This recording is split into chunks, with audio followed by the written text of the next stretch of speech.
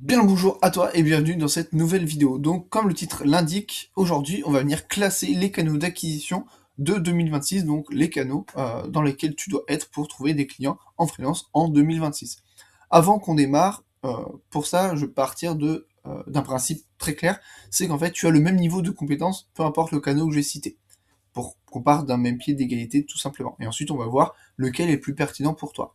Et ensuite, deuxième point, c'est que ces canaux, donc c'est pour trouver des clients, et surtout, je pars du principe que toi, t'es freelance. Donc, c'est-à-dire que t'es pas une agence, t'es pas un e-commerce, etc., etc. Je pars du principe que t'es freelance, que t'es prestataire de services et que tu veux vendre tes services. Bien, maintenant que ces deux premières règles sont définies, on va pouvoir entamer directement cette liste. Donc, la première chose, donc là, c'est le logo de Malte, donc les plateformes de freelance. Évidemment, à chaque fois, je vais t'expliquer ce que j'en pense avant de classer. Donc les plateformes de freelance, euh, pour moi déjà c'est dans les soit correct, soit décevant, soit perte de temps. Pourquoi? Parce qu'en fait les plateformes de freelance aujourd'hui ça marche un peu comme le SEO. Il faut quand même bien te ranker sur les pages parce que par exemple si quelqu'un va taper sur Malte euh, genre rédacteur web SEO, tu vas avoir plein de concurrence et si ton profil ne s'affiche pas dans les premiers, bah bon courage pour être sélectionné. Donc déjà visibilité moindre. Ensuite, concurrence, c'est-à-dire que souvent les gens qui vont aller sur Malte vont regarder le TGM, parce que c'est au TGM que tu te mets, pardon.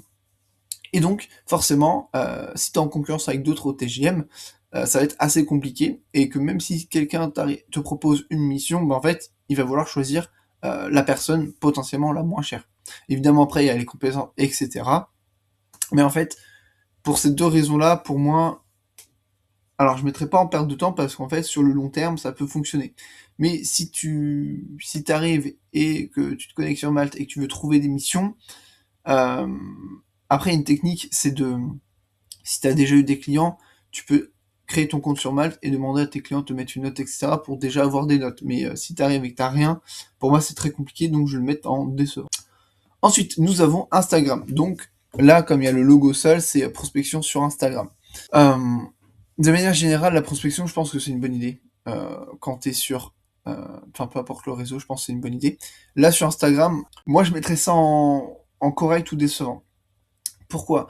Parce que tu peux pas l'automatiser. Aujourd'hui, je connais pas d'outil qui peut automatiser la prospection sur Instagram. Voilà. Et surtout, repérer des signaux, on va pas dire des signaux d'achat, mais voilà, des signaux comme quoi la personne peut être intéressée par tes services sur Instagram. Sauf si elle like et tout, mais aujourd'hui, il n'y a aucun outil qui le fait. Donc, pour cette raison-là, pour moi, c'est correct ou décevant. Et après, tout va dépendre de ta cible. Imaginons que ta cible soit sur Instagram, je pense que ça peut être une bonne idée et qu'avec une bonne approche, une bonne méthode, parce que rappelle-toi, on est parti du principe que tu maîtrisais à minima ce canal d'acquisition, que tu avais au moins une méthode. Je pense que ça peut faire la diff, mais du coup, ça va te prendre du temps, parce que tu peux pas l'automatiser, donc ça va te prendre aussi du temps. Donc je mettrai ça en correct. C'est correct si ta cible s'y trouve, après ça peut te prendre du temps, mais avec une bonne technique, une bonne méthode, bah ça peut le faire. Tu vois, si t'es prêt à envoyer, à faire ta veille, à envoyer 10 DM par jour, pour moi c'est ok. Ensuite, nous avons Facebook. Donc Facebook, pareil. Euh, pour les mêmes raisons, non, ouais, non, Facebook plus. Quoique, en vrai, il y en a plus beaucoup qui prospectent sur Facebook directement, mais en même temps, est-ce que c'est là imaginons que ta cible se trouve vraiment sur Facebook, à l'EDM, ouais, je suis pas convaincu parce que souvent Facebook, en tout cas Messenger, sa connotation un peu plus, après je sais pas ton utilisation de Messenger, mais peut-être plus de l'ordre du privé. Donc les gens ont pas forcément l'habitude de recevoir quelque chose de la prospection directement dans la Messenger. En plus, c'est que quand la personne n'est pas ton ami, tu reçois pas la notif directement, ça va dans demande de message, donc la personne n'est pas susceptible de voir ton message, et en plus tu peux pas l'automatiser. Donc pour moi ça fait trop de points négatifs, du coup je vais le mettre en décevant aussi. Ensuite nous avons le SEA, donc SEA globalement c'est la pub sur les réseaux sociaux. Donc ça veut dire Search Engine Advertising. Donc, pub sur les réseaux sociaux. Pas sur Google, mais vraiment sur les réseaux sociaux. Alors, globalement, je pense que la pub, c'est une bonne idée. Mais, partant du principe que t'es freelance, même si tu maîtrises ça, ouais, je suis assez mitigé sur ça. Euh, mais partons du principe que t'as la méthode, que t'as les compétences, etc. En vrai de vrai, si tu maîtrises, je pense que c'est rentable. Parce que, évidemment, c'est quelque chose qui va demander plus de compétences que envoyer entre guillemets, envoyer un simple message de prospection. Mais si tu arrives à bien maîtriser ton tunnel, ton budget, etc., derrière, ça tourne en automatique. Donc, entre guillemets, t'as plus besoin de rien faire. Si ce n'est, quand même vérifier les coûts, etc. Et si c'est bien fait, si c'est bien ciblé, ça peut t'amener des rendez-vous qualifiés sans, entre guillemets, sans que t'aies rien à faire. Et donc, partant du principe que tu maîtrises ça, pour moi, c'est rentable. C'est un bon canal d'acquisition, mais du coup, il faut le maîtriser. Parce que pour l'instant, c'est un des plus durs à maîtriser, des 4. Ensuite, donc là, c'est un téléphone avec une icône en forme de flocon de neige, donc c'est le cold calling. Cold calling, tout simplement prospection par téléphone. Quand t'es en agence ou autre, ça peut être bien, parce que souvent, t'as des postes dédiés à ça, t'as des personnes qui font 100% de ça, ce qu'on appelle des SDR, donc des sales, quoi, des commerciaux. Quand t'es freelance, en fait, le temps de constituer ton fichier, le temps de scraper les mails, les téléphones, tout ça, le temps de prévoir tes sessions pour appeler, le nombre de décrochés et tout, en réalité, le rapport temps passé dessus et résultat, pour moi, il est pas très bon. Donc quand t'es freelance, après si ouais, je mettrais quand même en décevant en termes de rapport temps passé dessus, parce qu'en fait, ça peut prendre énormément d'énergie. Même si t'es organisé et tout. Plus en correct quand même, parce que ça peut t'amener du résultat, parce que t'es directement au contact du prospect. Ensuite, on a le networking. Donc networking, c'est aller dans des événements, réseauter tout ça, aller dans des réseaux d'affaires, etc., etc. Ça, pour moi, j'hésite entre rentable et correct. Il faudrait une catégorie entre les deux. Pourquoi? Parce qu'en fait, j'en ai fait un peu avant, si tu sais pas, j'avais développé une appli qui était fait pour développer son réseau, mais de manière en ligne, quoi. Et ouais, ça fonctionne, partant du principe que tu sais bien t'y prendre. En réalité, j'aurais dû faire deux distinctions, j'aurais dû faire réseau d'affaires et hors réseau d'affaires, parce que dans les réseaux d'affaires, en fait, le principe est simple, leur devise, c'est qui donne reçoit, donc en fait, entre guillemets, ils te forcent à faire des recommandations aux autres, pour ensuite que toi, tu en aies. Et donc, en fait, il y a des personnes pour qui ça n'a pas marché. Pas du tout, donc en fait, ils ont perdu totalement leur investissement, et pour d'autres, pour qui ça a très bien marché, notamment parce que les réseaux d'affaires, ça marche. Si t'as une activité en physique, si t'as un réseau local, par exemple, je sais pas, t'es garagiste, là, ça marche très bien. Par contre, si t'es freelance prestataire de service, là, ça marche un peu moins bien, parce que c'est pas forcément la cible.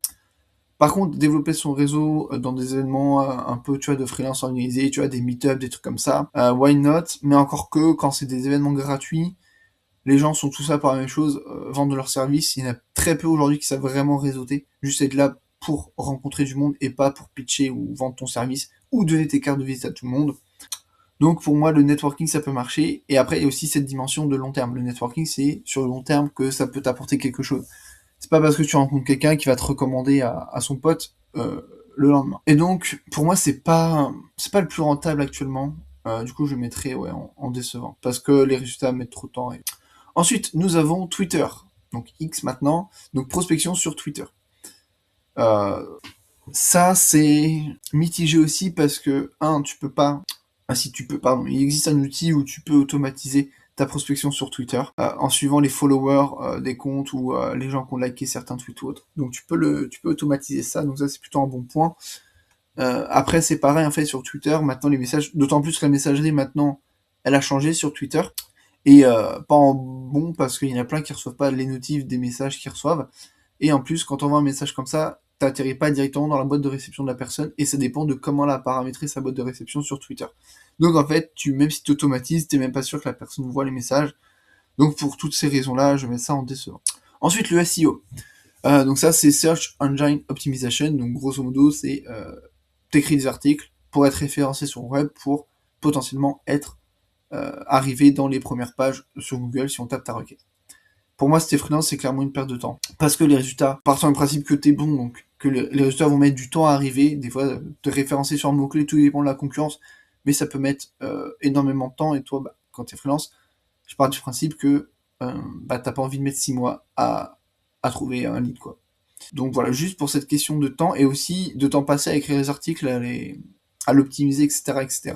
Compliqué, c'est pas pour rien aujourd'hui que quasiment aucun freelance ne fait du SEO et que même les freelances SEO, certains ne font pas du SEO. Donc, pour cette raison-là, je le mets en perte de temps. Ensuite, nous avons un flocon de neige et une enveloppe, c'est donc du cold email. Cold email, le principe, c'est scraper des listes, chauffer tes mails, etc. et ensuite envoyer ça en masse. Pour moi, ça peut être rentable parce que là, j'étais closer dans une agence de cold mailing, donc j'ai vu à quel point, quand c'est bien fait, tu peux obtenir des rendez-vous entre guillemets, sans rien faire. Attention. Il y a quand même des choses à faire. Vérifier que ton nom de domaine soit toujours actif, vérifier que tes adresses mail elles délivrent un minimum les mails que tu envoies, etc., etc. Il y a tout un tas de paramétrages. Mais bon, encore une fois, partons du principe que tu maîtrises tout ça, etc. Pour moi, ça peut être rentable pour obtenir des rendez-vous. Quand c'est vraiment bien fait, ça peut être rentable. Donc, on va le mettre dans rentable. Ensuite, ça, c'est l'icône de Substack. Donc, Substack, c'est une plateforme pour envoyer tes newsletters. Mais, au-delà d'une plateforme, maintenant, ils ont rajouté un truc, ça s'appelle les notes. Et en fait, tu peux poster, comme si tu étais sur Twitter ou LinkedIn, tu peux poster des notes, des posts, entre guillemets, pour te faire référencer, pour que les gens te découvrent et qu'ils puissent te suivre. Donc, sans l'aspect réseau social, j'aurais mis ça pas en perte de temps, mais en décevant. Avec l'aspect réseau social, et encore qu'aujourd'hui, il n'y a pas vraiment de cas d'usage ou d'exemples de cas qui ont réussi à percer en partant de zéro sur Substack. Donc, et surtout que la newsletter, c'est plus un canal de base pour la rétention et pas pour l'acquisition. Donc, je vais mettre ça en décevant. Ensuite, nous avons la création de contenu. Création de contenu, comme son nom l'indique, créer du contenu sur les réseaux sociaux. Donc là, on va imaginer que tu choisis un réseau sur lequel se trouve la personne, enfin tes prospects, les personnes que tu cibles. On va partir du principe que tu sais comment ça fonctionne, que tu crées du bon contenu. Pour moi, ça, c'est rentable. En termes de temps passé, etc., même si au début, forcément, faut le temps de se faire, faut le temps d'entrer en connexion avec les gens, etc., etc. Et après, en fait, selon les plateformes, selon l'algorithme des plateformes, il suffit que tu fasses un post qui part viral ou une vidéo qui part virale ou autre, ça peut t'amener du lead, tu vois. Si le post est bien fait, s'il est orienté conversion et non orienté pour faire des vues ou autre, donc c'est pour ça que j'ai dit en amont de cette vidéo, partant du principe que tu maîtrisais ça à minima, la création de contenu pour moi, c'est quelque chose de rentable quand c'est bien fait. C'est pour ça que là, ces trois-là, je les ai mis là, parce que je pars du principe que c'est bien fait et que tu maîtrises. Je parle pas de comment maîtriser tous ces différents niveaux. Et enfin, le dernier, parce que ça, c'est Malte, mais du coup, c'est un truc qui a été mal fait. Et du coup, le dernier, c'est la prospection sur LinkedIn. Prospection sur LinkedIn, avantage, tu peux l'automatiser. Tu peux cibler les personnes. Donc, via des signaux, donc personnes qui like ce que tu fais, qui like ce que font les concurrents, à partir d'événements sur LinkedIn. Donc, en fait, tu peux repérer comme ça des signaux que les personnes ont laissés sur LinkedIn, des intérêts qu'ils ont laissés. Et toi, à partir de ça, tu peux construire tes listes assez facilement avec les outils qui sont aujourd'hui très faciles. Tu peux ensuite directement créer des séquences de prospection, ça tourne en automatique. Donc en vrai, pour toutes ces raisons-là, partir du principe en plus que tu maîtrises la prospection, pour moi, c'est un incontournable. Parce que si tu maîtrises la prospection, on va faire un calcul très simple. En fait, le seul inconvénient de ça, c'est que tu es limité à 800 invitations par mois. Sauf qu'en vrai, partant du principe que tu fais bien les choses, 25% te répondent, à minima. Donc 200 personnes te répondent sur les 800. Si t'as à peu près bien ciblé sur ces 200 personnes, il y a 25 personnes aussi, sont des personnes qui peuvent être intéressées par ce que tu fais. Donc, ce qui nous fait 50 personnes. À minima, si ton message est bon, etc., je pars du principe qu'au moins 50% des personnes demandent à en savoir plus, etc., ou acceptent de faire un premier rendez-vous. Ou, voilà. Si t'as eu la bonne démarche, je pars du principe que sur ces 50 personnes, au moins 30, 25, 30 acceptent un rendez-vous avec toi, et donc, avec LinkedIn, tu peux générer, entre 20 et 30 rendez-vous par mois, avec des personnes qui sont intéressées, en tout cas, qui ont manifesté un intérêt dans ton domaine. Donc c'est pour ça que, encore une fois, je pars du principe que c'est bien fait. Donc voilà pour cette tier list de ces 12 canaux d'acquisition. Donc comme on peut le voir, en tout cas, encore une fois, c'est ma vision des choses. Je sais que si t'es pas d'accord ou si t'as des choses, si t'es d'accord, tu peux me le dire. Si t'es pas d'accord, je serais curieux d'avoir vraiment ton avis dans les commentaires. Ce que t'aurais mis, peut-être, des éléments que j'aurais pas pris en compte, qui pourraient peut-être reclasser certains canaux d'acquisition. En tout cas, là, aujourd'hui, c'est ma vision des choses pour 2026. Donc, si t'es freelance en 2026, pour moi, tu dois te focus. Encore une fois, en partant du principe que ta cible est sur LinkedIn. Là, tu vois, tu as un combo qui est intéressant, c'est prospection LinkedIn et création de contenu LinkedIn. Tu vois, tu te dis, ok, je cible LinkedIn, je fais création de contenu, prospection LinkedIn. Et pourquoi faire les deux en même temps, tu me diras, parce qu'en plus, quand tu prospectes, le fait de créer du contenu sur la même plateforme, ça va venir renforcer ta crédibilité et du coup, ça va aussi développer ton réseau. Et donc, une personne qui voit par exemple ton message de prospection, elle va cliquer sur ton profil si tu as un profil optimisé et si tu fais des bons posts, parce qu'on est parti du principe que tu faisais les choses correctement, derrière ça peut la rassurer et donc ça va entre guillemets la pousser à accepter ce rendez-vous avec toi. Donc voilà pour cette tier list. Voilà, je serais vraiment curieux d'avoir en commentaire tes retours par rapport à ça. Si t'es d'accord, pas d'accord, ce que tu penses de tout ça. Si cette vidéo t'a plu, bah tu connais la chanson, tu peux liker, etc., commenter, tout ça, tu connais la chanson. Et si aujourd'hui bah, t'es freelance, que tes revenus sont un peu irréguliers en dents de scie, que ton salaire n'est pas régulier, que tu souhaites justement avoir une activité, développer une activité stable, pérenne pour 2026, pour pas avoir à te dire ok mais là comment je fais pour trouver des clients, etc. Tu peux prendre rendez-vous directement, il y a un lien dans la description de cette vidéo. Ce n'est pas un rendez-vous de vente, donc c'est un rendez-vous, en fait, on va passer du temps, toi et moi, 45 minutes, sur ton business, comprendre bah, comment tu fonctionnes, ce que tu fais, ce qui marche pas, etc. Donc c'est vraiment sur un peu une revue, une session stratégique de ta stratégie et de comprendre ce qui fonctionne pas, et ce sur quoi tu devrais te diriger pour 2026 pour avoir une activité stable et rentable. Sur ce, je te souhaite une très bonne journée ou une très bonne soirée et je te dis à très vite. Ciao.